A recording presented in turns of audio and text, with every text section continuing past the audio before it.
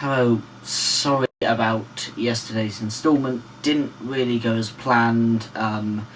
This is because camera didn't work properly, computer didn't work properly, YouTube didn't work until right late in the evening. So everything sort of went wrong yesterday, but I'm hoping we can improve, or I can improve and get it back for today's broadcast. Well, YouTube cast. Okay, it's the third real day of the election, and still nothing's happening for what's meant to be the most exciting election in decades. It's quite boring at the moment. There's just whispers about a hung parliament, and not really much mudslinging going on between the parties. I think this is because Parliament hasn't been dissolved yet, and they don't really want to start having a go at each other while they're still in fist range. I think this is called the John Prescott principle. So I'm going to finish up constitutional reform, talking about the House of Lords first of all.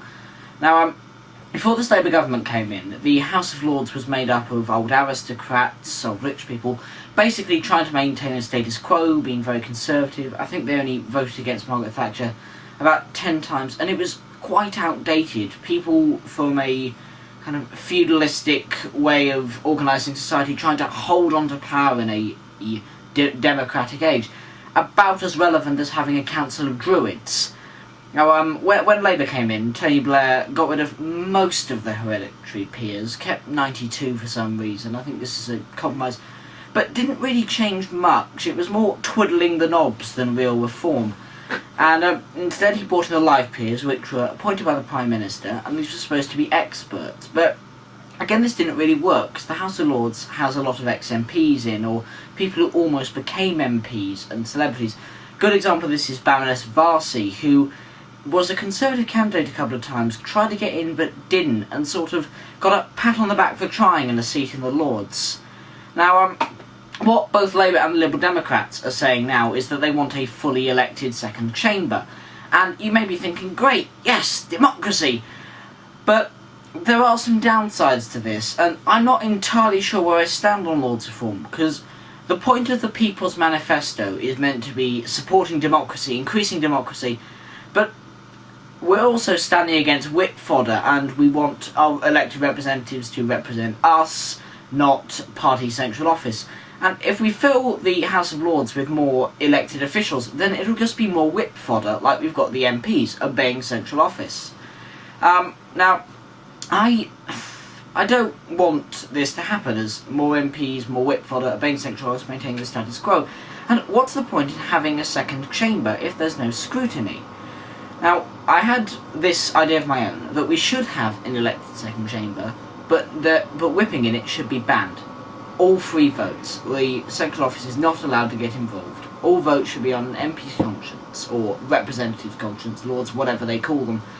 And this way it would be able to provide some scrutiny. Also, one of the advantages of the Lords at the moment is that it has a lot of experts in it, ex-doctors, ex-vets, able to give their expertise to bills. So I think we need, generally, for both the Commons and whatever this new elected chamber will be called, to push experts in fields to get involved in politics and get involved in, say, we need doctors to talk about health bills, and this happens in select committees, but they're often ignored, and we should get the government to listen to experts on matters of health, because I kind of want, if there's a disease outbreak, I kind of want a doctor's input on the policy decisions. Lastly, the only constitution reform the Conservatives are really talking about, the Lib Dems and Labour are talking about this as well, so don't get me wrong, I'm not trying to be biased, I've had a couple of words about that. But there's a lot of MP bashing, people saying we need less MPs, we need to control salaries because they're all greedy. And the expenses scandal has really rocked things in general in this area. And I kind of think this is wrong, because if we limit MP salaries, some mad people in the press are even going for the stop being paid, then this would break democracy.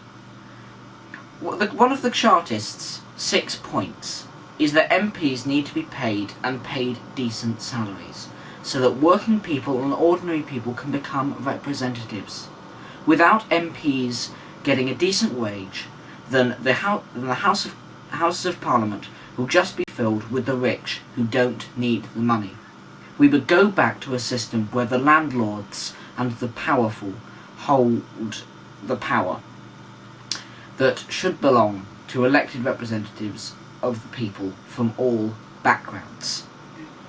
I think we should forgive MPs for the expenses scandal. Yes, they got a bit greedy, but frankly, who hasn't fiddled their expenses? I mean, I don't have a job, so I haven't. I'm still at school. But it's a standard sitcom plot, fiddling your expenses, and I think this just shows that MPs are human. And compared to the billions that we've given the banks, and they're now giving themselves back in bonuses, that MPs' expenses is a raindrop in the ocean. Forgive them. Hate the bankers. Love democracy. Thank you.